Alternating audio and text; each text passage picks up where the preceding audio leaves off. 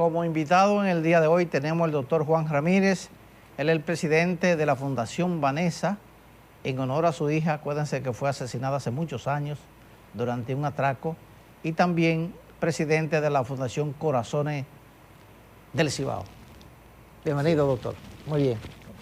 Doctor, cuéntenos, hay un proyecto que se ha estado desarrollando en algunas poblaciones del país, hablando del tema de la seguridad.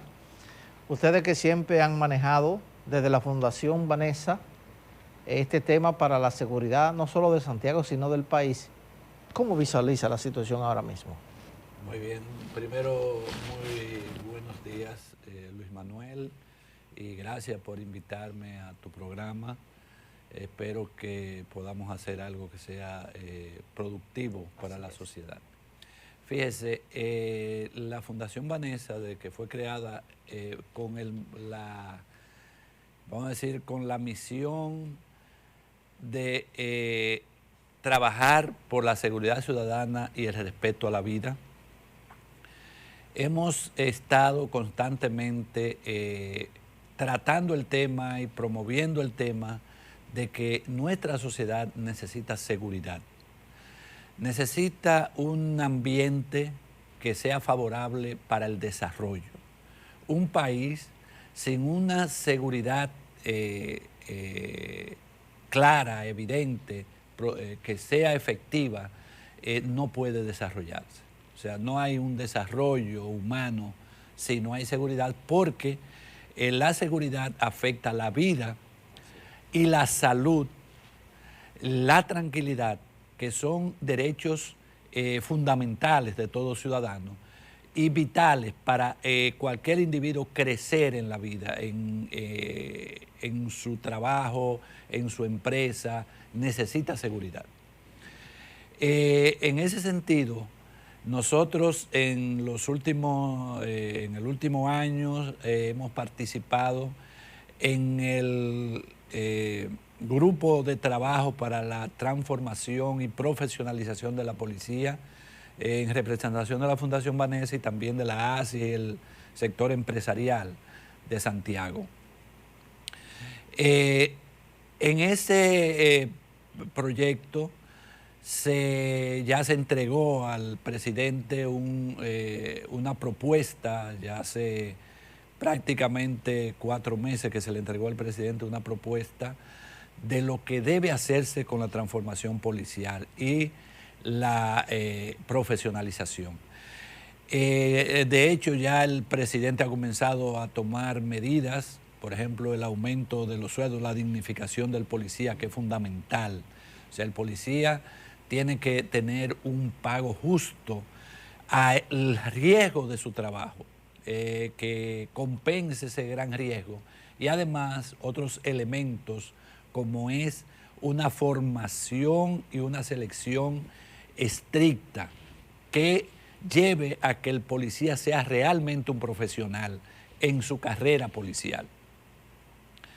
Eso no va a suceder de golpe, vamos a decir, de un mes para otro, inclusive años. Eso debe llevarse, ese proceso de transformación policial, para nosotros ver sus resultados, puede llevarse 4 o 5 años, porque hay que formar una nueva, vamos a decir, clase de policía, tipo de policía, con un modelo de entender que el policía, o sea, que la visión y la misión del policía es el proteger al ciudadano, el prevenir el delito. Entonces, nuestro policía, por su historial de cuando comenzó, tiene un carácter un poco militar, y más que proteger, a veces se ve que lo que se hace es que se maltrata al ciudadano. Entonces, eso hay que cambiarlo. O sea, el policía está para estar junto a la población, junto al ciudadano, en las comunidades. Debe ser una policía comunitaria que entienda que su misión es proteger y ayudar al ciudadano a crecer, y que el ciudadano se sienta seguro, que el ciudadano, cuando ve un policía cerca, sienta que lo están protegiendo, que lo están cuidando. ¿Llegará, doctor, en este caso, dentro de esta reforma, porque se ha hablado mucho últimamente, de tener una policía de acercamiento? Sí, esa es la policía ideal, o sea, esa es la policía que tenemos que buscar, o sea, la policía que vive en la comunidad, que el comunitario o todos los ciudadanos de ese lugar conocen a esa persona y esa persona debe tener la capacidad inclusive de actuar como un actor en resolución de conflictos. Por ejemplo, hay muchas cosas, si su misión es prevenir, cuando en una familia y otra familia hay un conflicto, o dentro de una familia, el policía puede ser un consejero, que le diga, mira, vamos a resolver esto hablando, vamos a comunicarnos, y esa debe ser el trabajo primordial de la policía, que aquí se llama de patrulla, sí, que es la policía preventiva. O sea, ese es su rol fundamental, prevenir. Y lógicamente la policía, dentro de su trabajo complejo, que lo es, tiene que tener grupos de policías especializados en muchas cosas. Tiene que haber una policía preparada en investigación, pero que sea un profesional en investigación. Que de hecho, en este país hay muchos policías, sí, que muchos de ellos no están trabajando en investigación y están muy bien preparados. O sea que hay muchos policías muy bien preparados. Lo único es que la estructura administrativa no ha permitido, y los recursos que le dan a la policía no recibe recursos. El 85% de los recursos de la policía se usa en sueldo. Entonces, imagínense, en pagos. Entonces, ¿qué le queda a la policía para actualizarse y modernizarse? Entonces, eso también ya el Estado, el presidente Abinader, comenzó a aumentarle que incluso eso se discutió en el grupo de trabajo y se logró que en la modificación que hubo del presupuesto, pues se aumentara, se comenzara ya a aumentar, y eso debe llegar a un nivel que el presupuesto de la policía, que debe ser también bien administrado, porque hay situaciones ahí que hay que cambiarlas, sí, en la estructura administrativa. Pero es el que está, volvemos al policía, a las especialidades dentro de la policía. Hay también los policías, por ejemplo, turísticos. Aquí el policía turístico tiene que tener una condición especial porque este es un país turístico. Y nuestro, vamos a decir, fuente de producción fundamental ahora, y eso es lo que esperamos que así sea, va a ser el turismo, y lo está haciendo ya. Entonces, el turista tiene que sentirse seguro, pero además tiene que poder comunicarse con ese individuo o esa entidad que le brinda esa seguridad, que es la policía. Entonces, el policía turístico tiene que saber inglés o saber más de un idioma, tiene que saber comunicarse con un extranjero, hablarle de la forma que debe ser. Está el policía escolar. Está, de pandillas, exacto, o sea que hay muchos grupos dentro de la policía que tienen que ser especializados en lo que van a trabajar. En lo que se ha estado trabajando. También hay la policía de choque, o sea, la policía de defensa, porque que antes le llamaban los cacos negros. Bueno, sí, eran cacos negros, pero debe existir, porque todos sabemos que en sociedades como la nuestra surgen conflictos sociales que requieren que haya una autoridad que tenga la capacidad para contenerlo o controlarlo y no se arme un desastre.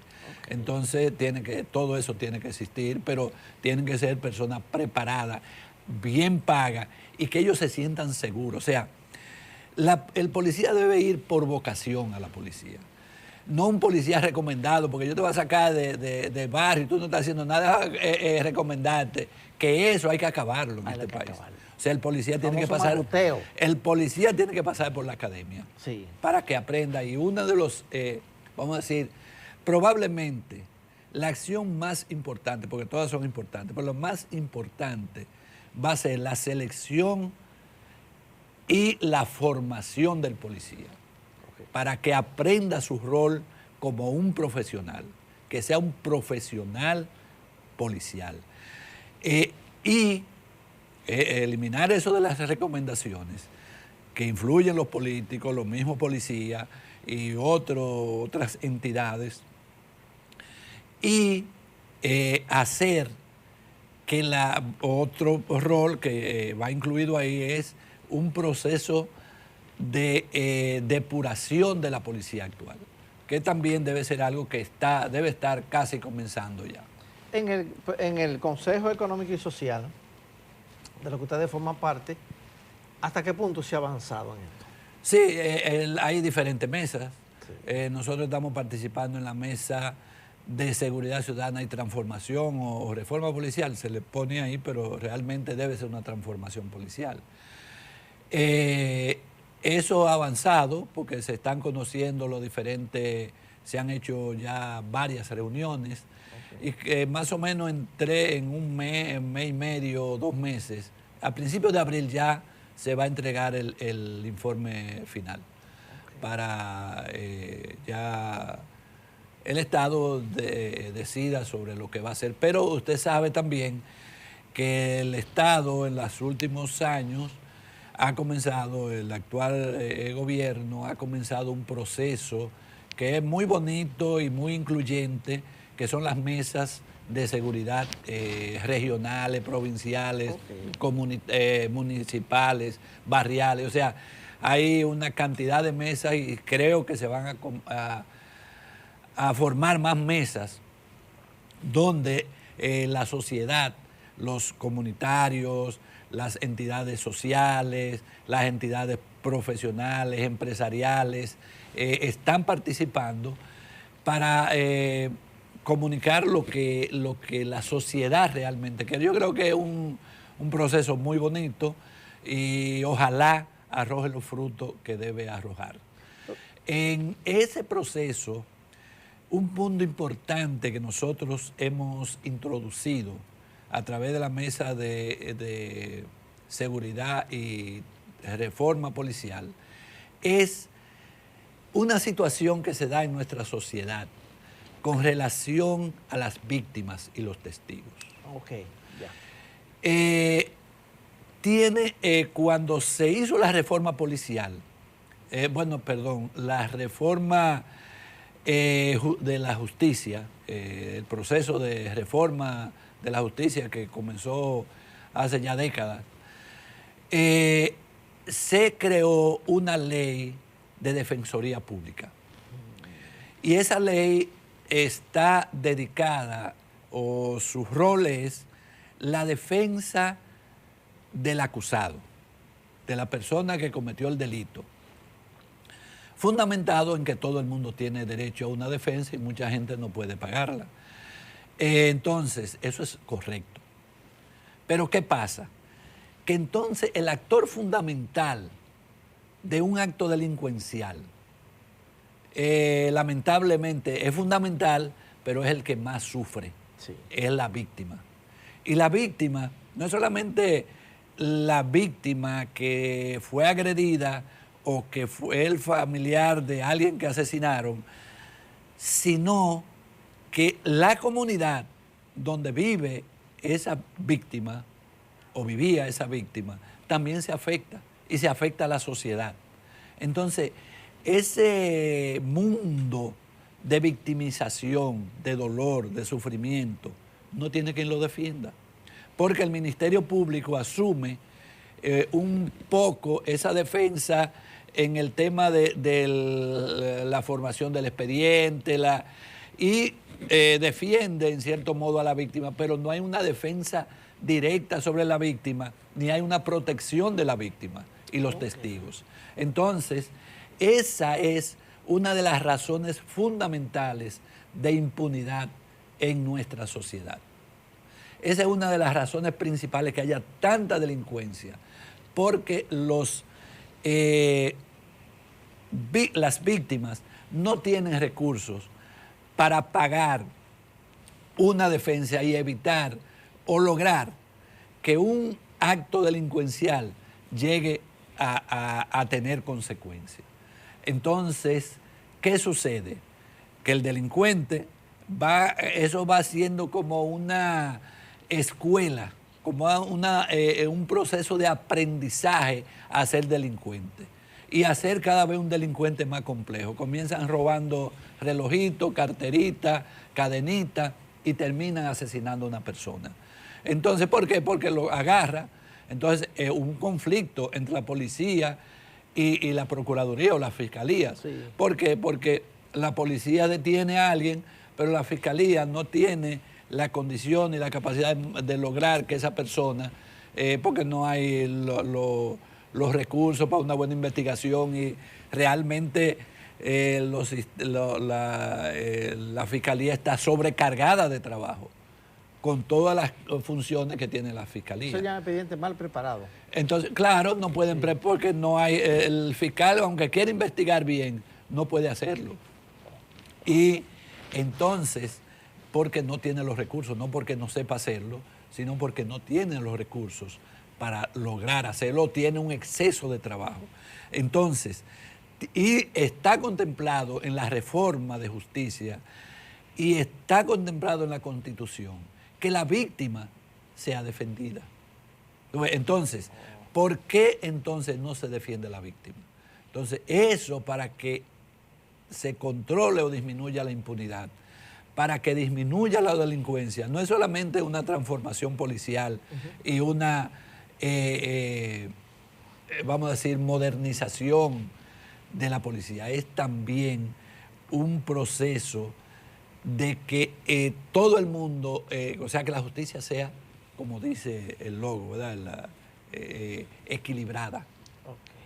Okay. Entonces, para que sea equilibrada, debe haber una ley donde se mande, se ordene y se haga la defensa de las víctimas y los testigos y la protección. Porque, oiga, usted conseguir que una persona que vio un acto delincuencial sea testigo, eso es muy difícil en este país. Porque él dice, pero ven acá, este va a salir en un mes. ¿Y a quién le va a caer atrás? Que inclusive se ven los juicios que lo amenazan, ¿tú ves? Y lo llaman. Y hay muchísimos sistemas aquí que el testigo no se atreve a decir nada. Entonces eso en la justicia hay que corregirlo. Si no se corrige, va a seguir la impunidad y va a seguir la delincuencia, haga lo que se haga a nivel de transformación policial y profesionalización de la policía. Doctor, antes de pasar ya el tema de salud, no sin antes queríamos preguntarle este caso, en esta transformación, ¿vas a ver una reducción considerable de la fila de la Policía Nacional? Mira, en el proceso de depuración de la policía, evidentemente, va a disminuir, por eso son procesos que no se pueden hacer de golpe, porque, oye, todos a veces nos quejamos de la policía, sí, pero una sociedad sin policía se vuelve un desastre. Entonces, la policía es necesaria y es importante. Y debo repetir que en nuestra policía hay un gran número de policías honestos, trabajadores, serios, pero la realidad es que tanto su sistema administrativo y de procesos, como su equipamiento es insuficiente y tiene que transformarse. Y el policía tiene que formarse para ser un profesional en la policía. Y entonces eso no se puede hacer de golpe. Pero la depuración policial puede llevar a que muchos de esos policías, yo creo que la gran mayoría quedará ahí, porque tienen las condiciones, y se le hará un reentrenamiento en la nueva, en la visión y la nueva, vamos a decir,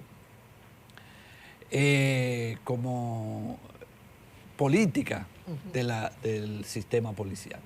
Entonces ya tendrán su formación, que eso puede hacerse en un proceso, y entrarán los que van a salir de la academia, que ahora, por la misma presión, la policía a veces llega un grupo de jóvenes a la escuela policial y a los 3 meses tienen que sacarlo a patrullar.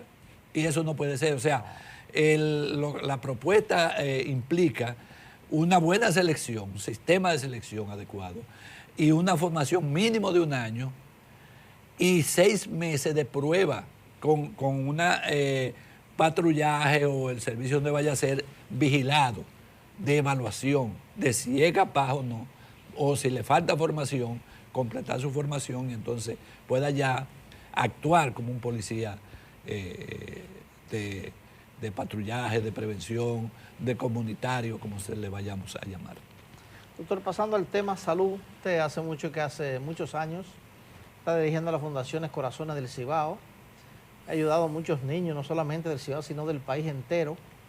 ¿Qué hemos logrado hasta la fecha? Mire, el tema el tratamiento de las cardiopatías congénitas en nuestro país ha avanzado en los últimos más o menos 10 años, 15 años, ha avanzado bastante porque básicamente el sector privado, y eso se nota más en la región del Cibao, ha tenido un desarrollo, vamos a decir, intenso, fuerte, de mucha capacidad de resolución.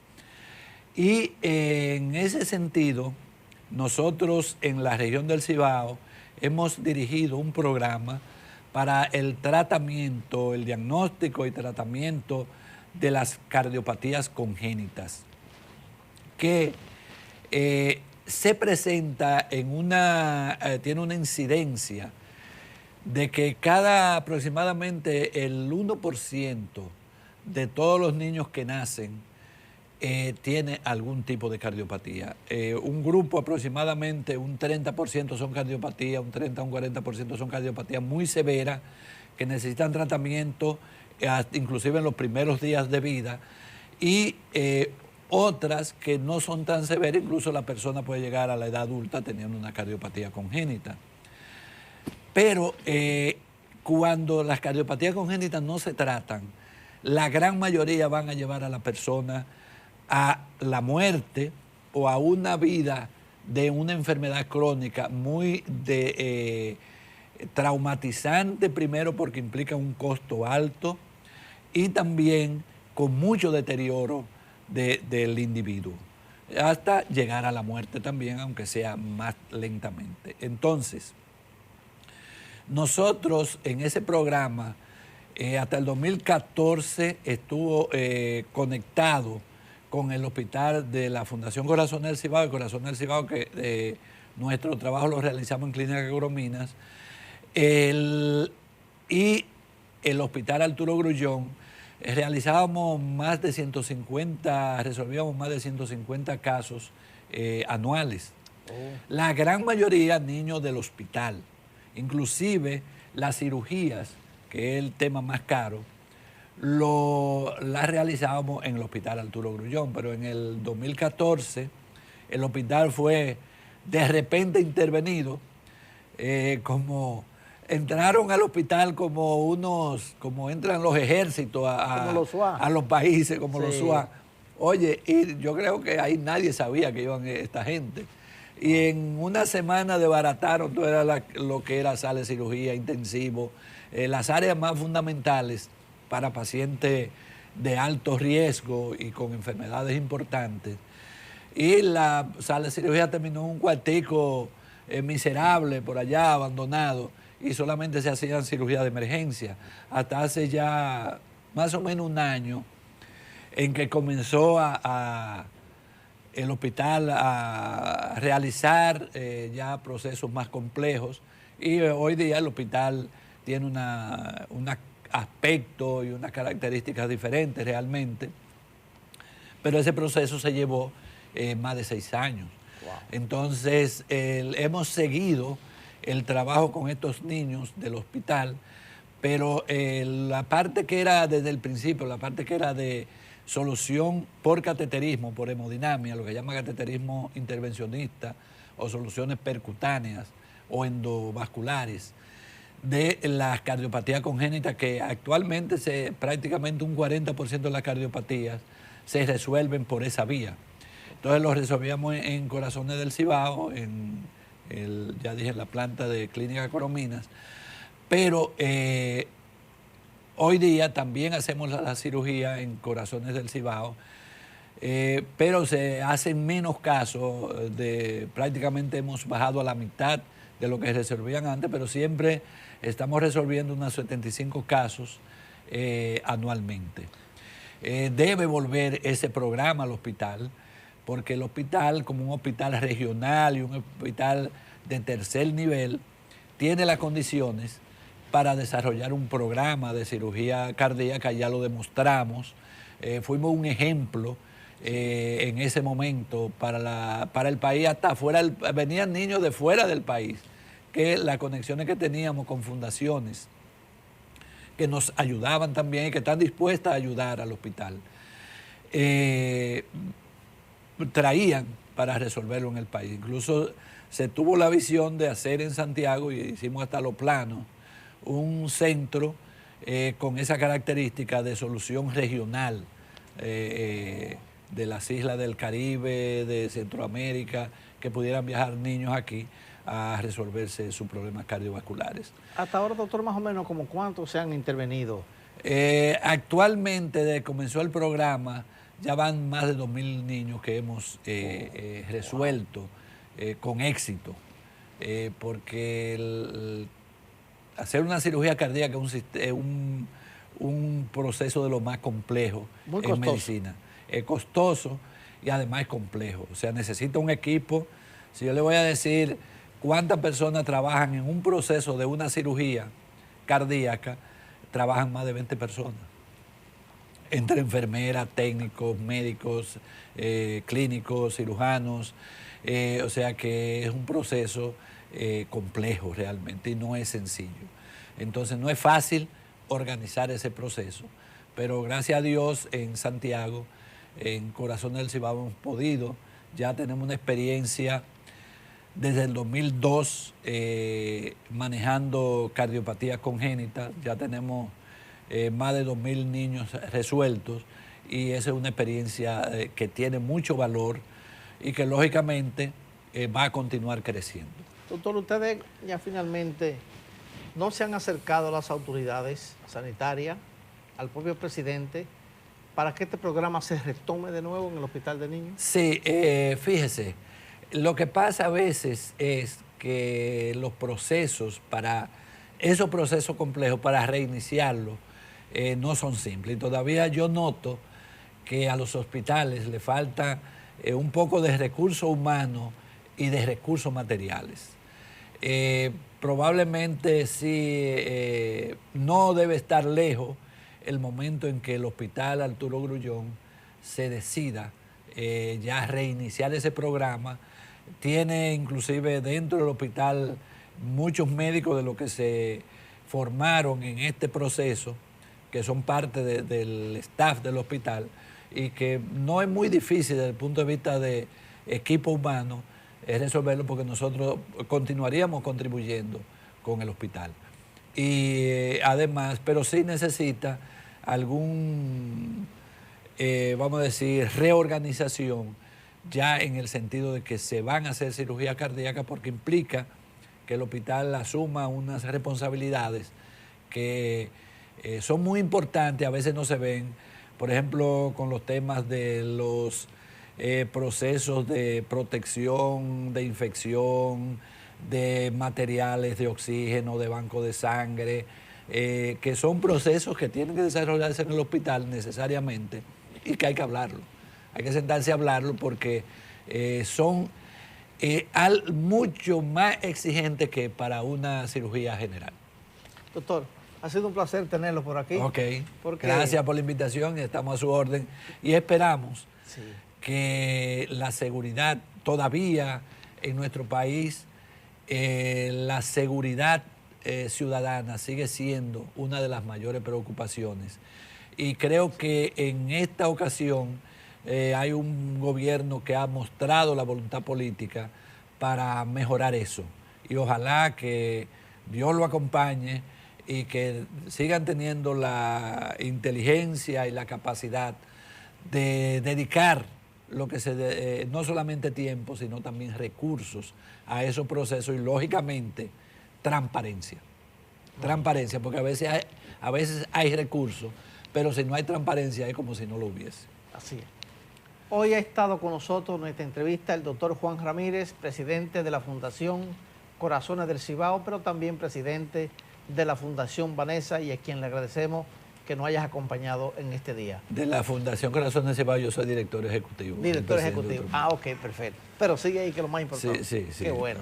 Vamos a la pausa, ya regresamos.